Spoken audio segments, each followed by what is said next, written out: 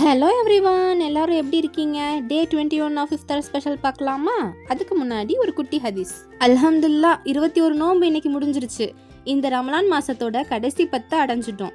இந்த கடைசி 10ல் என்ன துவா ஓதணும்னு நம்ம எல்லாத்துக்கும் தெரியும். அல்லாஹும்மா அக்திக்னா மினன்னார் வ அத்கில்னல் ஜன்னத யா ரப்பல் ஆலமீன். இதுக்கு அர்த்தம் என்னன்னா, யா அல்லாஹ் எங்களை நரகத்தில் இருந்து விடுதலை செய்வாயாக, இன்னும் சொர்க்கத்தில் நுழைய செய்வாயாக.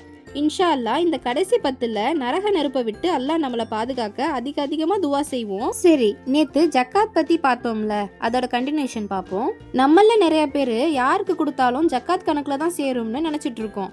ஆனா அது அப்படி கிடையாது. ஜக்காத் பெறுவதற்கு யார் யாரெல்லாம் தகுதி உள்ளவங்கன்னு நம்ம மார்க்கத்துல சொல்லியிருக்காங்க. இதுல 8 வகையானவங்க இருக்காங்க. முதல்ல இருக்கவங்க ரொம்ப தரித்திர நிலையில உள்ள ஏழைகள், அதாவது ரொம்பவுமே ஏழ்மை நிலையில உள்ளவங்க. ரெண்டாவது, தன்னுடைய அடிப்படை தேவைகளையே நிறைவேற்ற முடியாத அளவுக்கு வருமானம் கம்மியா உள்ளவங்க. மூணாவது, புதிதாக இஸ்லாத்தை தழுவியவர்கள். நாலாவது, அடிமைகள். அஞ்சாவது, கடனாளிகள். ஆறாவது, அல்லாஹ்வுடைய பாதையில போர் புரிகிறவங்க.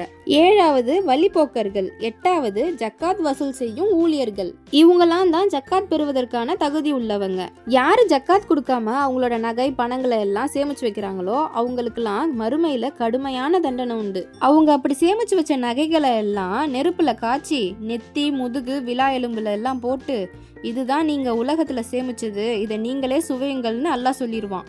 அதனால எல்லாரும் அல்லாஹ்வை அஞ்சி இன்ஷா அல்லாஹ் ஜக்காத் கொடுப்போம்.